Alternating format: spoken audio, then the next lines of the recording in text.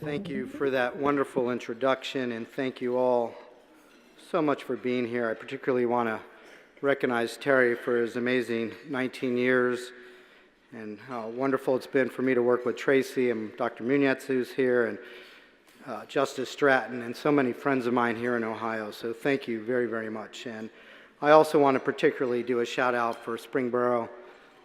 What inspiration you are to all of us today, so thank you.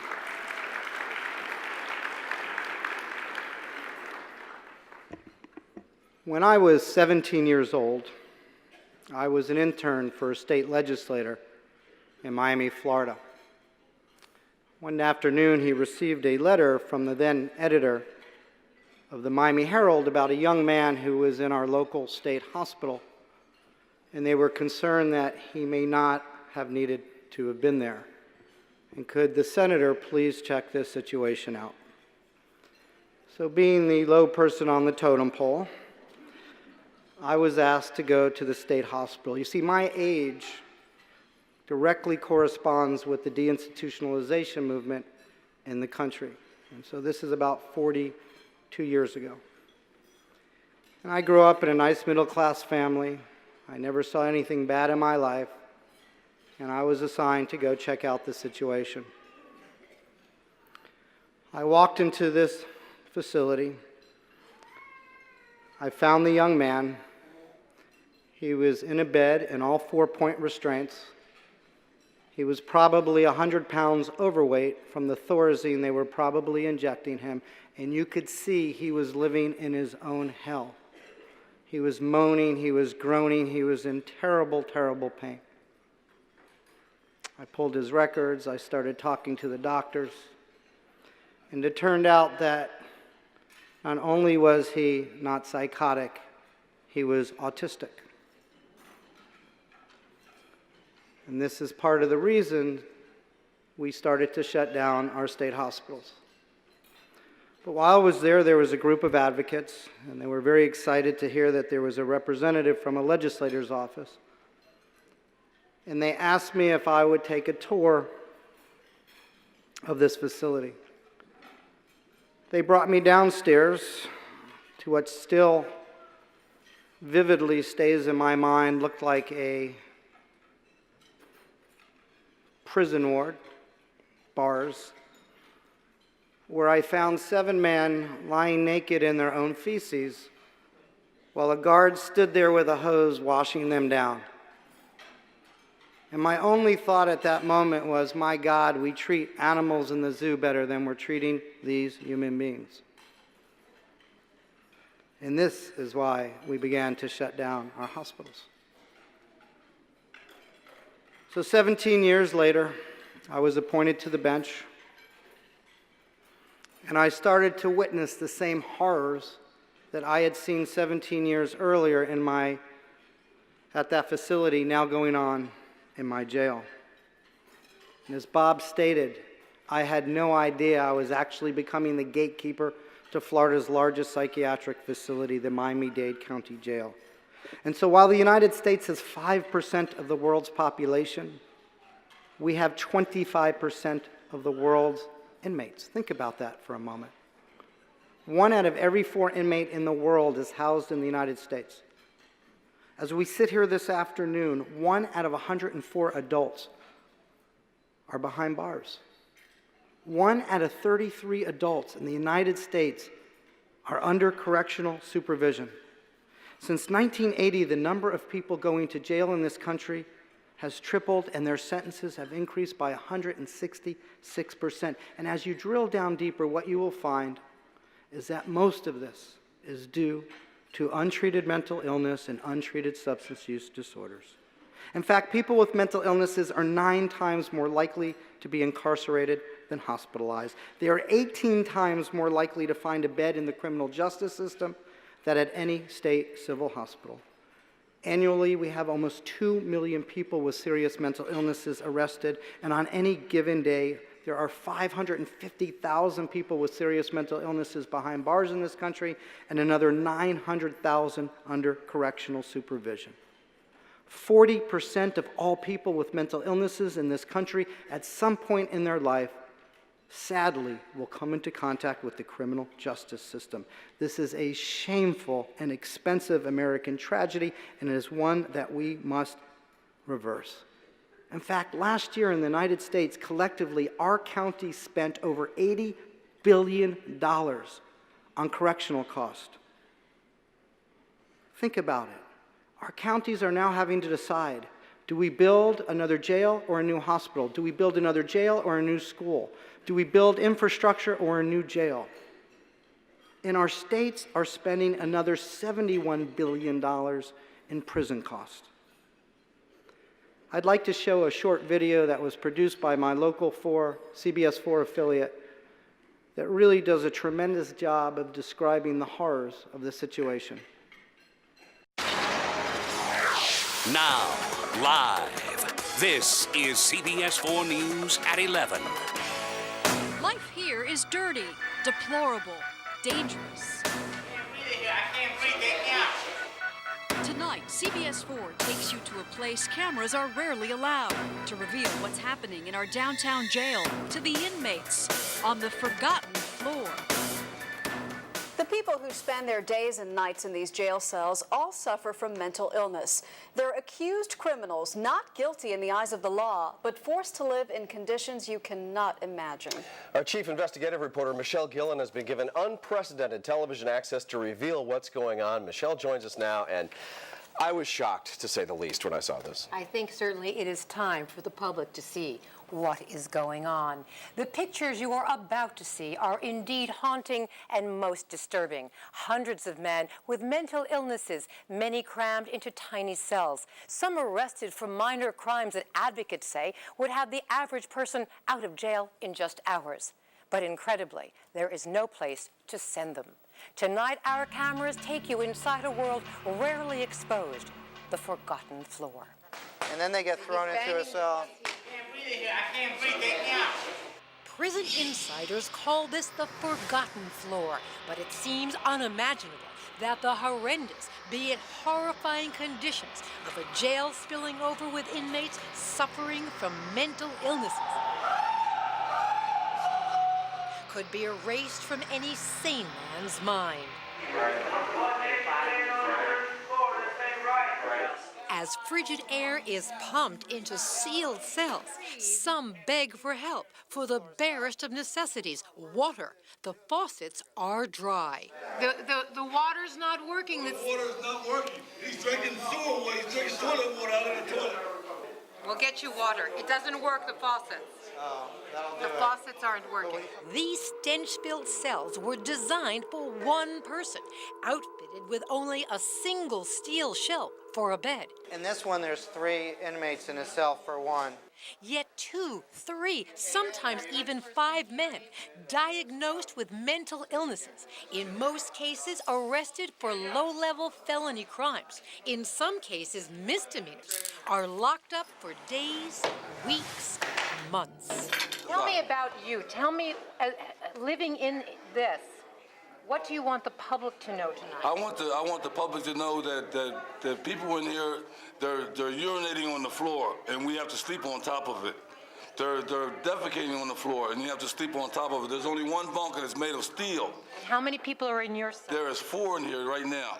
They are only allowed out of their cell for 15 minutes 2 times a week. 30 minutes a week they're allowed out. So other than a half an hour, That's it. this is it. They Right. are in this room. Lights are on 24/7. The conditions you see just do not change. I've been in Vietnam. I've been in Vietnam after 18 months of Vietnam. It's worse conditions in here. I wouldn't put a dog in here. A chilling perspective from the jail's chief psychiatrist, Dr. Joseph Portier. You would think that in 2006, we would treat people with chronic mental illness in a much better, more humane manner. But unfortunately, we're reverting back to how it was in the 16 and 1700s, which is terrible. It's morally incomprehensible. A sentiment echoed by an outraged Miami-Dade County judge, Steve Leifman. This is like a secret that people don't know about. Yeah, it's a bad secret, and it's a sad secret. What most of you don't know is that the Miami-Dade jail now serves as the largest psychiatric facility in the state of Florida. 3 of 9 floors, burgeoning with inmates suffering from mental illnesses, and according to Leifman, in desperate need of treatment. Not this type of confinement designed to punish people. 5 times as many people in our jail with mental illness than any psychiatric hospital in Florida. 5 times. In this, right here? Right here. An elderly man emerges from the dirt and darkness. There's one on the floor underneath the bunk and 1 or 2 standing around waiting for their turn to sleep. And the crisis has unfolded across the state. In other Florida jails where they strive to comply with all the national standards for housing inmates, frustration over the virtual abandonment of mentally ill inmates left by the state to languish in jail cells for months runs deep. Colonel David Parrish. Can you imagine the chaos that would result in the local criminal justice system if I stood at the booking door and said, sorry, we don't have any more room, we're not taking them from you, law enforcement? Yeah. Parrish from Hillsborough County says local authorities had no choice but to sue the state of Florida to force the Department of Children and Families to comply with their legal mandate to transfer mentally ill inmates to a treatment facility within 15 days. Jails should not be the de facto mental health facility for a county, but that's what they are in the United States. You had your birthday here. How old were you? I was 21. 21. Yes, ma'am. And you've been here 8 months. In Pinellas County, the weight of incarcerating and caring for mentally ill inmates had everyone paying a price, an unacceptable one, according to Major Kirk Brunner. We are not a treatment facility, and these people that you saw in Delta 1, the one that plucked his eye out, they need to be in a treatment facility, which is the responsibility of the state, not our responsibility. And therein lies the danger. William Weaver Sr. was caring for his 40-year-old son Bill at home, a son he says suffered from schizophrenia but functioned well for decades until his medicine was changed. Then one night, according to police records, he attacked his elderly father, who called police and urged them to arrest his son, hoping this would trigger treatment. Because he was under the false idea that if he got arrested, he'd get treatment. Bill ended up locked up in a cell on floor 9 of the Miami-Dade Pretrial Detention Center for several months. According to authorities, Bill jumped from this top bunk bed, cracking his skull and breaking his neck. He's now a quadriplegic who needs hospitalization to stay alive. We met up with his father, who had just left his hospital bed. Do you think anything has come from what the incident of what your son went through? Nothing. Nothing's changed. Do I think something could change? I don't know. I don't know. It's time. It's time. Something changed.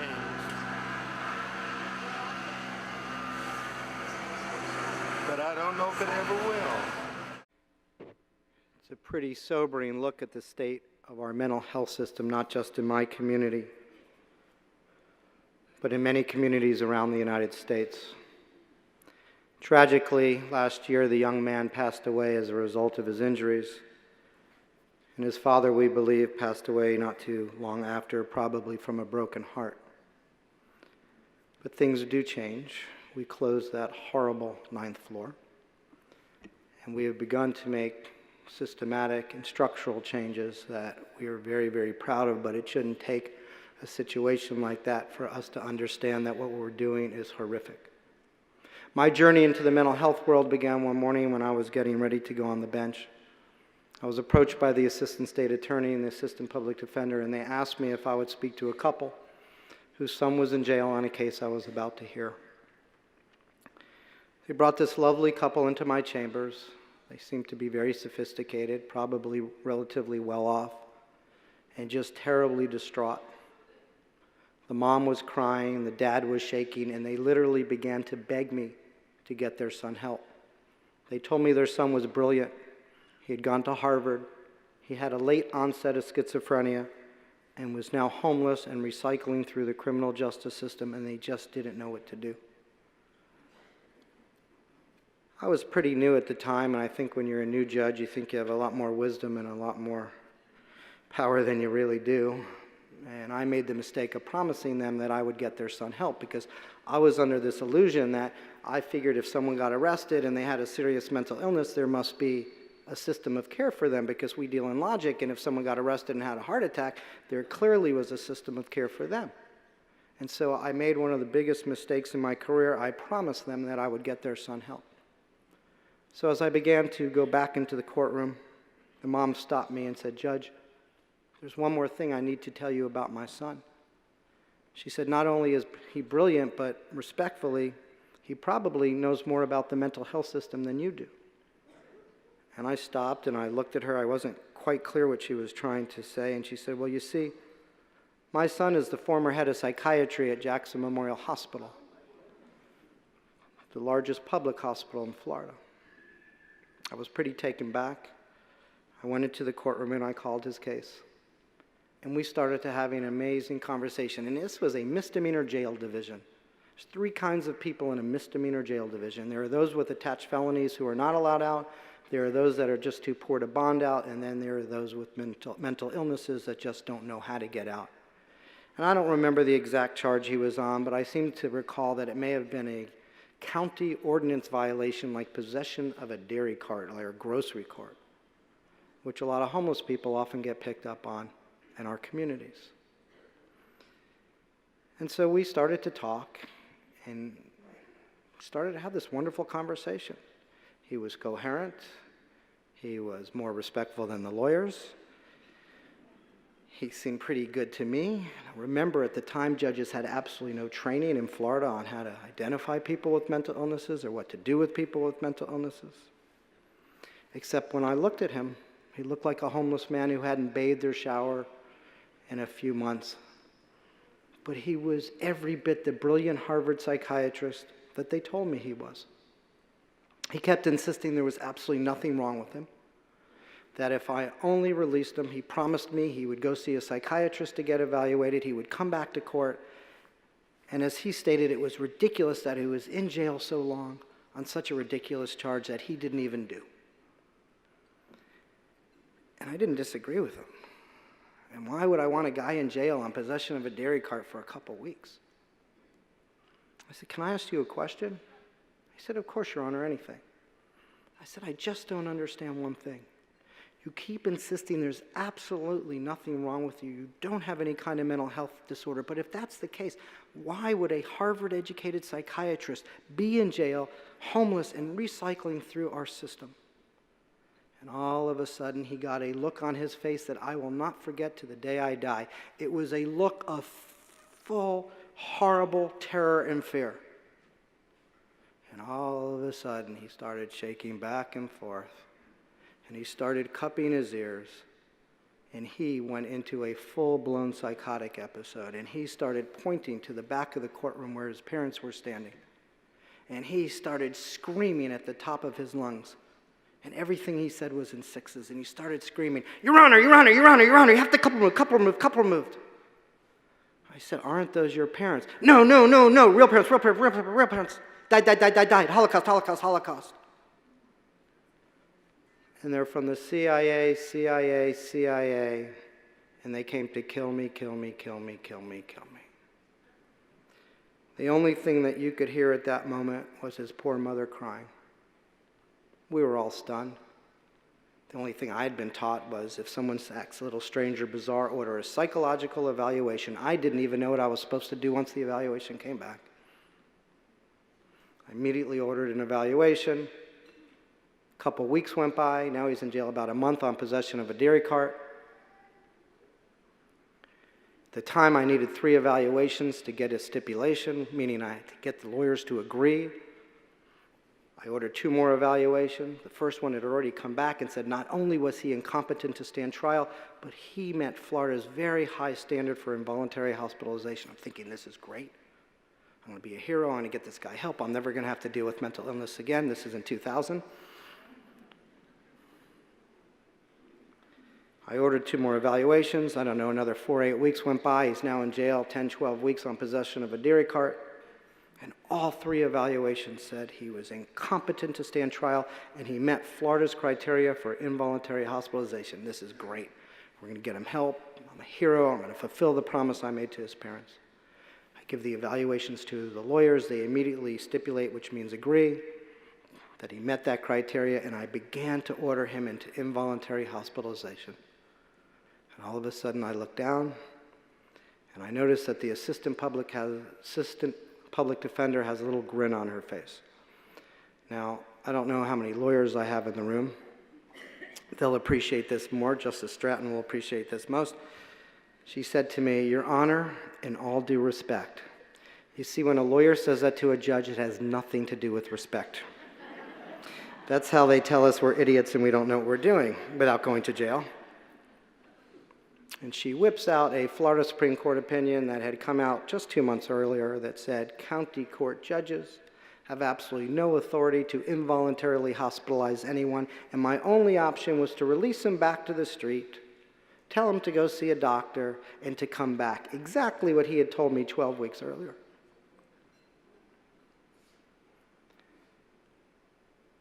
I cannot tell you today if he is dead or alive. And as much as I didn't like the law, I am sworn to follow it, which I did. And not only did I not fulfill the promise I made to his parents, I put him at risk. God forbid something happened to him or he did something to someone else. I put the community at risk. I put the law enforcement officers at risk, and I probably put my job at risk if something terrible had happened, but I followed the law. I went back to my chambers that morning pretty upset.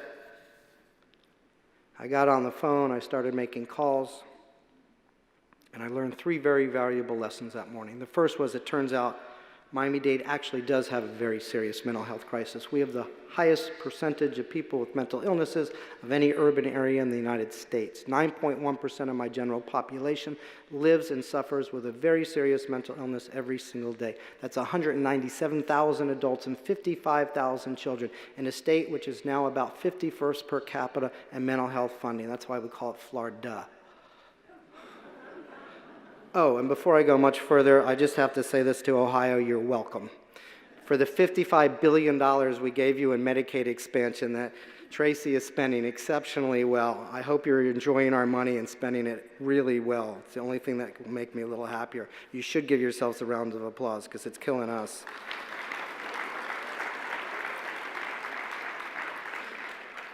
35% of our inmates were on antipsychotic medication, and we were spending $500,000 a day. Let me say that again. We were spending $500,000 a day to warehouse people in that hellhole that you saw in the video. That's $180 million a year for nothing. And because conditions are not conducive for treatment for people with mental illness in my jail and all jails, people with mental illnesses generally stay 4 to 8 times longer than someone without a mental illness for the exact same charge at almost 7 times the cost. And because we had done a really lousy job training our police officers at the time on how to deal with this, we had more than 25 people with serious mental illnesses die during an encounter with law enforcement because we weren't training. That was my first lesson. The second lesson I learned, this was not just a local problem, but it turned out to be a state and national one as well. Former Surgeon General David Satcher called mental illness the silent epidemic of our time. But if you work in the criminal justice system, there is absolutely nothing silent about this epidemic. We hear their screams and their cries every single day. And the third lesson, and maybe the most difficult lesson I learned that day, is that our community mental health systems and laws are antiquated, they are fragmented, they often do not reflect modern science, medical research, and practices, and they really need to be reformed. I have been doing this for almost 18 years now, and I will tell you I have come to a very simple conclusion.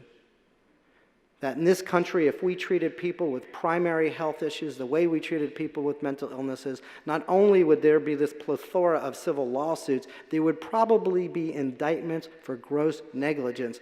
What kind of society discharges people in the middle of the night, psychotic as hell, then punishes them when they do not behave the way we expect and put them in jail. I should not be the maddest person in the room over this issue. It is so damn offensive. If you'd indulge me for a moment, I want to read from an article I recently reviewed, which I think is incredibly telling. The past few years have seen an increasing amount of interest manifested in mental health and psychiatry.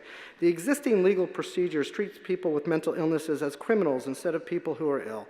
Booking a person with mental illness at a police department or jail is unnecessary and undesirable. Police officers should be replaced by trained representatives of hospitals to effect transfers. All laws concerning mental illness should be integrated to eliminate inefficiency and duplication. In the past, psychiatry has suffered because of its isolation from general medicine. Integrating psychiatry into the general practice of medicine is in line with modern trends of medical education and hospital practice. The article goes on and describes the importance of training parents and children and teachers and doctors and judges and jurists and clergy, employers and employees, and the public in general. And these are just a few of the comments and recommendations that were published in the American Journal of Psychiatry in January of 1939. 79 years ago. It is so sad that when it comes to developing and funding appropriate mental health systems in this country, we in some ways are worse off today than we were 79 years ago. I don't have time to go into the whole history, but you all know it pretty well. We closed the hospitals, we went to war on crime, we went to war on drugs. We cut housing back substantially in this country, and a whole new generation of people with mental illnesses got swept up into the criminal justice system. The impact has been absolutely staggering. The numbers are just horrifying. And so there's been two horrible ironies. Number one is we never deinstitutionalized. What I saw 42 years ago really never materialized. What we in fact did is we transferred responsibilities from these really horrible, terrible, disgusting state hospitals to these really horrible, disgusting jails. And in some ways, we've made it worse. Because now, not only do you have to deal with the stigma of dealing with a mental illness, now you have to deal with the stigma of being a criminal with mental illness, which means it's harder to get housing, it's harder to get employment, it's more likely you're going to hang out with other criminals and learn bad lessons. It's all bad, and it's all wrong, and it's failed. But maybe the sadder and the more cruel irony is that we've come full circle. 200 years have now passed, and we went from using our jails as the primary place for people with mental illnesses to using them again as the primary place for people with mental illnesses. And the consequences have been pretty clear. We've seen homelessness increase, we've seen police injuries increase, we have seen police shootings of people with mental illnesses increase, we've wasted critical tax dollars. In fact, what we've done in this country is we've made mental illness a crime. In my own state, our police officers actually initiate more involuntary hospitalization calls than the total number of arrests that they make for robbery, burglary, and grand theft auto combined. And if this wasn't disturbing enough, the fiscal impact is huge. It is enormous. When we started our mental health diversion program, we wanted to get an idea who are the highest utilizers of criminal justice and mental health services. Maybe we don't have to rebuild the whole system. Maybe we can just focus on the small group of people that are recycling again and again and again. And one of the good institutions we do have in Florida is the Florida Mental Health Institute. And so we sent the names of thousands of people over 5 years that had been arrested in Dade County. We wanted to see if we could narrow this group down to figure out how we might be able to change how we were dealing with this problem. So we send this list, and they have access to all the criminal justice arrests in Florida, all the involuntary hospitalizations, and Medicaid and Medicare records. And they crunch the numbers and crunch the numbers. And I wait.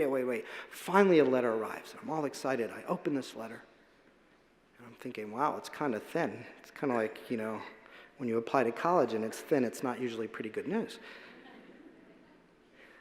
And I'm like, okay. I open it up, and on this piece of paper are the names of 97 people, primarily men, primarily diagnosed with a schizoaffective schizophrenia disorder, who over a 5-year period were arrested 2,200 times. They spent 27,000 days in the Dade County Jail. They spent 13,000 days at a crisis stabilization unit or a psychiatric facility. They cost taxpayers $13.7 million, and we got nothing for it. We joke, but it's true. We would have been better off sending them to Harvard. It would have been cheaper. They would have had housing. They would have had a shot at an education, and they would have been a lot happier. This is how ludicrous the system is. And if that's not bad enough, and Tracy and I were just having a wonderful conversation about this, but we are killing our state's budget with competency restoration. Competency restoration is when someone's charged with a crime, we have to restore them so they can be tried. And maybe that made sense 50 years ago when there were very few people in jail with mental illnesses, but we're using the same system now for 2 million people a year. And so, for instance, in the great state of Florida, my state, which doesn't even do misdemeanor restoration, which you do and you should stop, we spend almost 25% of the state's total adult mental health budget on trying to restore competency for 3,000 people. While at the same time, we have between 150 and 160,000 people who at the time of their arrest need acute mental health care treatment. And what do our states do? And none of us are immune from this, because competency restoration is an entitlement. It is a constitutional right. The states can't mess with that. They have to fund it. But they don't give you a constitutional right to mental health treatment in the community. So what do the states do? As that number grows, the way they fund it is they cut the community budget and they stick it into the competency restoration budget, ironically making it more difficult for people to get access to treatment and pushing more people into the criminal justice system and watching this entitlement program explode. Now, maybe if all the people that were going to restoration were charged with these heinous offenses and should go to prison, it might be okay. But what we found in our own research is for 80% of the people that we restore, one of three things happen to them. They either have the charges dropped, they get credit for time served, or they get probation. And under all three scenarios, they walk out the front door of the courthouse without any access to treatment after the state just spent 25% of its entire adult mental health budget. You know what that is? That's the definition of insanity, where you keep doing the same thing again and again and you expect a different outcome.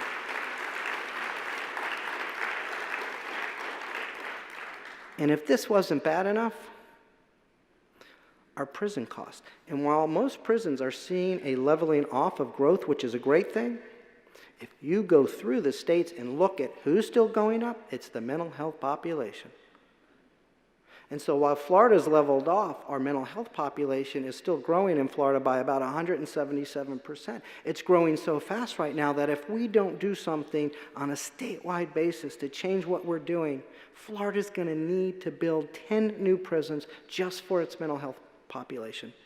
The cost to build and operate 10 new prisons over 10 years in my state is about $2.5 billion. And the average stay for someone with mental illness, because they're not dangerous and they're not committing heinous offenses, is only 2.5 to 4 years. There's something wrong with a society that's willing to spend more money to incarcerate people who are ill than to treat them. So how do we fix it? It is fixable. It is very fixable. The problem and the reason it's complicated is it has to be fixed in every single community one at a time. And there's no switch to flip that will fix this problem overnight. And so we have to have political will. We have to have education. We have to bring communities together, and we have to begin to collaborate. Stepping Up, which is a wonderful initiative that Justice Stratton and I have been involved with, as well as Mark Munitz and Tracy, is a wonderful way to start to get our counties to understand. And as I mentioned at the beginning, they're spending $80 billion a year, so they're interested right now. But they need to get it done. And they need to get it done yesterday, because we can't see another person suffer in this ridiculous system when we know that recovery rates for people with mental illnesses are better than people with heart disease and diabetes. So in my own community, we started this about 18 years ago. I will tell you, I know it's good to be judge, because as I mentioned, my age tracks deinstitutionalization. So before I was a judge, I was chief of the county court division for the public defender's office in Miami. And I went from absolutely having nobody, no defendants as clients with serious mental illnesses, to having hundreds overnight. And as it turned out, that horrible hospital I had visited 17 years before I became a judge had closed. And nobody told us, and nobody prepared us. We went from having one wing of one floor in our jail housing people with mental illnesses to 3.5 floors. And as a PD, I sent out this wonderful letter. I invited all the traditional and non-traditional stakeholders to come to a meeting to sit down and figure out how we might be able to do this better. I was very excited and very naive, and I showed up to the meeting, and there was nobody there. And they didn't even have the decency to tell me they weren't coming. Well, to my wonderful surprise and shock, I got appointed to the bench. I had this horrible situation with the psychiatrist, and I took the same letter and I put it on my new stationery, and they came early. So don't be shy to ask your judges. We've been training them all over Ohio. They need to get involved, and they need to help to bring people together to make the structural changes. And so we had this amazing 2-day summit, and we literally mapped out, thank you, Dr. Munetz, using the sequential intercept model, and we mapped out how the community mental health system intersected with our criminal justice system. And what we found out is that we were embarrassingly dysfunctional. And I will never forget, we had the sheriff and the police chiefs and the prosecutors and judges and all these people that usually don't talk about these issues. And at one point, we looked at each other and we had to ask, who's more sick? People that have a diagnosable illness, or us so-called policymakers who have developed a system that is designed to fail?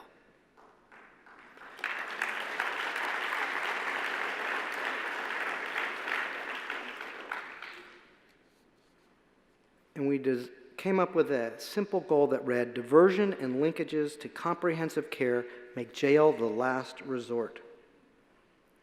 And we had 3 wonderful experts help guide us through this. And we had someone from Seattle, and he told us a wonderful story. They took a room like you, people like me, in Seattle, and they took them to a local park. And they took their shoes and their purses and their wallets and their IDs, and they said, you have a mental health disorder. Tomorrow morning at 9, you need to be in court. At 10:30, you need to go see your probation officer. At noon, you have an appointment with your psychiatrist. At 2, you can go pick up your medication. At 3, you can go fill out your application for benefits. Good luck. And if you think about it in those terms, what we did is we developed a system of care for people who aren't sick. And even if you're not sick, it's almost impossible to access. And so we knew we needed to change the way we were doing business. And we designed a 2-part system, and if I were to do it again, I would have designed a 3-part system. The first thing is we needed to change the flow of people into our jail system. We looked around the country. Woody is here. Thank you very much for the amazing work at CIT you do. We are huge believers because we have the largest trained squad of CIT officers in the United States right now. We have over 6,000 officers trained. Thank you. But I will tell you, it wasn't easy. The police weren't really excited about having some civilian tell them they should be doing their jobs a little differently. It took a couple grand jury reports, a couple more horrible situations, but they have fully come around and they have fully embraced it. And let me tell you how great it is. We keep data on every single call. I have 38 agencies. They're all trained, but we keep data on the 2 largest. That's the city of Miami and Miami-Dade County. And over the last 8 years, those 2 agencies alone handled 83,427 mental health calls. And out of the 83,427 mental health calls, they only made 149 arrests.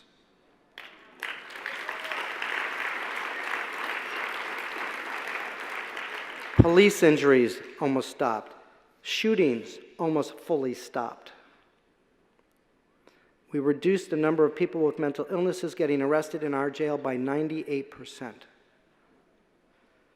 When we started the program, the number of arrests in Dade County each year was 118,000. Right now, it's 56,000.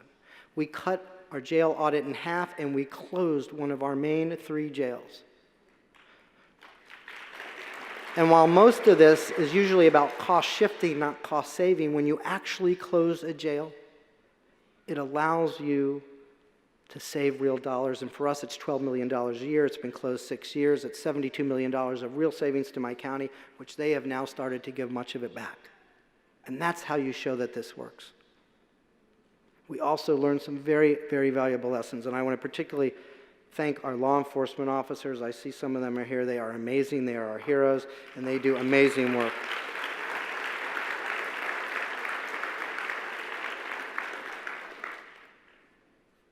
But we discovered a few things that are important that we have to keep in mind as well.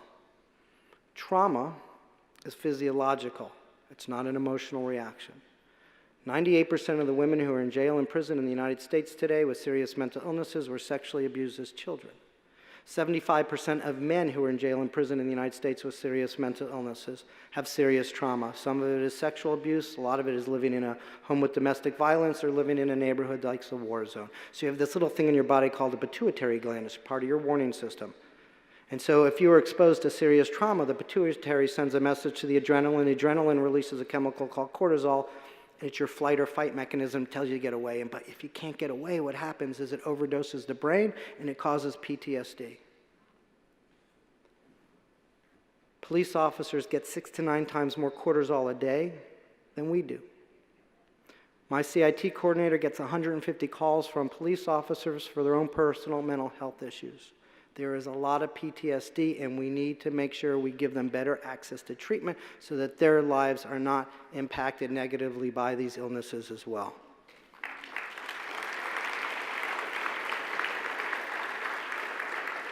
We knew pre-arrest wasn't enough, so we had to set up a post-arrest diversion program.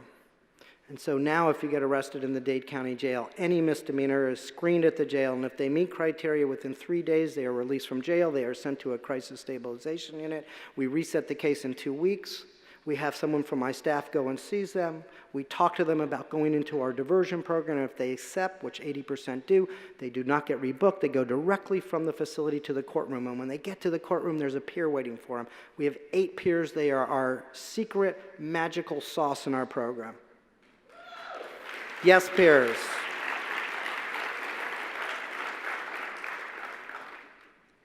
And they provide transportation.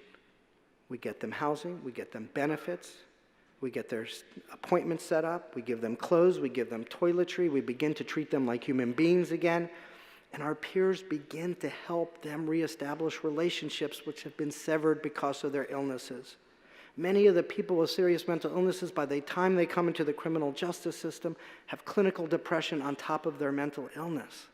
And the peers help break through that and encourage and incentivize people to want to get better, to take treatment. And that's the first step. Our recidivism went from 72% to 20%. The program worked so well that the state attorney allowed us to expand it to nonviolent felony cases. That program alone has saved the county 68 years of jail bed days just by getting people treated and keeping them from recycling through these deep-ended systems. I said if I was to do this again, I would have had the school system in with us as well, because trauma is so much more serious than we ever imagined. Every pediatrician in this country should be trained to screen for trauma, and every school in this country should be training to screen for trauma as well.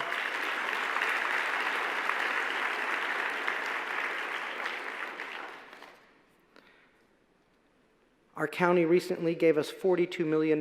We are now building the first of its kind mental health diversion facility. It'll be a one-stop shop for the most acutely ill that keep recycling, because there's nothing out in our communities that were developed for people who are the most sick. Remember, the community mental health system was developed when most people with serious mental illnesses were in state hospitals. And so we need a one-stop shop where we'll have crisis care, short-term residential, day activity programs run by people with mental illnesses, supportive culinary programs, a medical home model where we will provide both primary and psychiatric, an eye clinic, a dental clinic, tattoo removal, because sometimes people in psychosis do some silly things like hail across the forehead, and it's not a good place to have a tattoo. But our hope is that if we continue to do what we do, we get this building open, we continue to expand our diversion program, we will finally achieve what the United States Supreme Court asked us to do when they initially ordered the deinstitutionalization of these hospitals. Thank you all very, very much.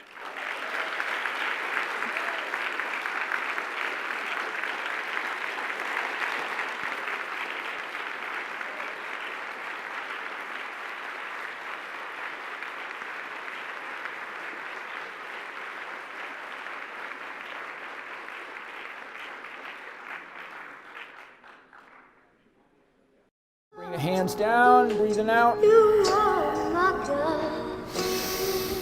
These days are so. Gently, they're guided to glide into yoga positions. And come down like that. Inmates suffering from mental illnesses every week now immersed in lessons of mindful meditation. Teacher Lawrence Huff urges them to find an inner sanctuary of calm and confidence. That's it. Yeah, because I see them all as, souls just like me, you know. They just had some bad strokes of luck, and so they ended up this way.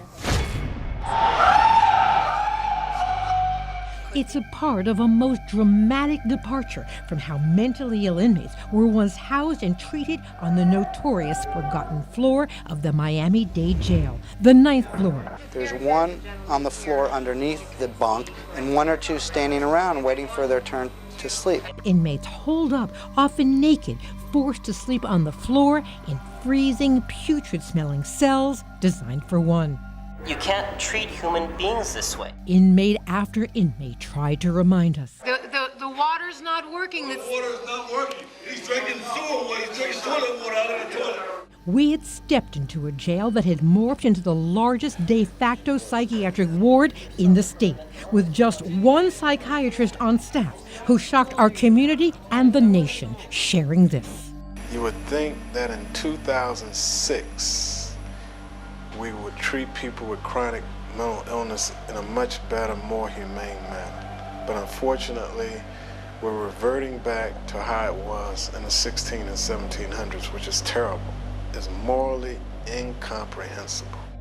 Let's go in and take a look. In the 18 months since the forgotten floor was shuttered, a new generation of inmates is now housed in a $2.5 million retrofit of the 4th floor of the Turner Guilford Knight Correctional Center, a literal world away from the nightmare Judge Steve Leifman turned to us to capture. Your first forgotten floor led to a grand jury report. It helped us. It was an eye-opener for the entire community. It opened a window to what needed to be done. Do you feel safe in here? Of course, I'm here by myself. So what do you see when you walk in there? Well, number one, there's only one person. There's not 4 or 5 in a cell for one. Number two, there's no longer just one psychiatrist. It's night and day. You have 13 psychiatrists working on these floors now. People are getting attention. They're not stuck in there, basically 24 hours a day, 7 days a week. In this case, people are actually getting treated. They have therapy classes. They see one-on-one doctors here and therapists. You saw they have an outdoor area. The guy was playing basketball. It's an open space. It doesn't smell. It's not freezing. It's the way it's supposed to be. Psychiatrist Patricia Hungiera of the Jackson Health Services team. I see them as patients, no matter where they are. So I see that they're individuals that are suffering from mental illness and that we have to take care of them as a whole. Medical, emotional well-being. There are automated electronic checks and balances. All meds, feedings, visits by doctors and correctional staff, including suicide watch, are logged and tracked on iPads. Well, see, the important thing to remember, Michelle, that these individuals can be a member of our family. So we want to make this environment as safe and humane as possible. Daniel Jr., Interim Director, Miami-Dade Corrections and Rehabilitation. Sure. What's going on with your case? In our series of reports, we exposed how on the 9th floor, neither corrections nor medical staff could call out directly to 911 when an inmate suffered a medical emergency. Life and death minutes could be lost in a maze of bureaucratic phone calls. But now, If I needed to call 911, can I dial out You directly? can dial 911 directly from any unit within our system. That's a big difference. That's a big difference. You brought it to light. It was beyond a hometown horror. And what you have now is all about possibilities that has become a national model. Miami-Dade Commissioner Sally Heyman, who, following our reports, fueled a campaign for change. And look at how incredible the change is. How are you feeling today? Fixtures have been changed. For the acute mentally ill, no more steel bunk beds from which an inmate like William Weaver could jump from, and did. He ended up a quadriplegic. His father, William Weaver Sr. Do you think anything has come from what the incident of what your son went through? Nothing. Nothing's changed. Do I think something could change? I don't know. I don't know. It's time. It's time something changed. But I don't know if it ever will. Mr. Weaver, he says, I don't think it will ever change. And he starts to cry. Things do change. And we closed that 9th floor. Michelle Gillen and CBS 4 have made a remarkable difference, not just in the lives of these individuals, and not just in getting them in a better place that they should be, but for helping change the entire system. You made them human again, and it helped destigmatize the problem. And on this day, female inmates were all smiles upon receiving new yoga mats donated by South Florida's yoga community. Behind bars, men and women who may live in anonymity, but these days seem quite aware they are not forgotten.